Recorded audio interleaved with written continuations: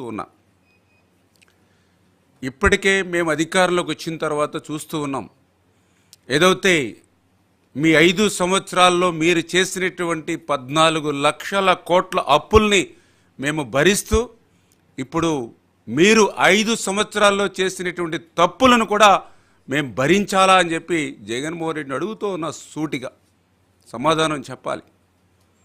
ఎందుకంటున్నానంటే, ఏదైతే ఈవేళ పోలవరం ప్రాజెక్టు దగ్గర నుంచి వెలిగొండ ప్రాజెక్టు వరకు ఆంధ్రప్రదేశ్ రాష్ట్రంలో ఉన్నటువంటి ప్రతి ప్రాజెక్టు, ప్రతి రిజర్వాయరు కూడా జగన్మోహన్ రెడ్డి యొక్క పాలన విధ్వంసానికి గురైనటువంటి పరిస్థితి ఏదైతే ఉందో దాన్ని కప్పిపుచ్చుతూ తన తప్పిదాలను ఇతరుల మీద నెట్టేసేటువంటి నీ విష ప్రయత్నాన్ని ఈరోజు ప్రశ్నిస్తూ ఉన్నాం పత్రికాముఖంగా.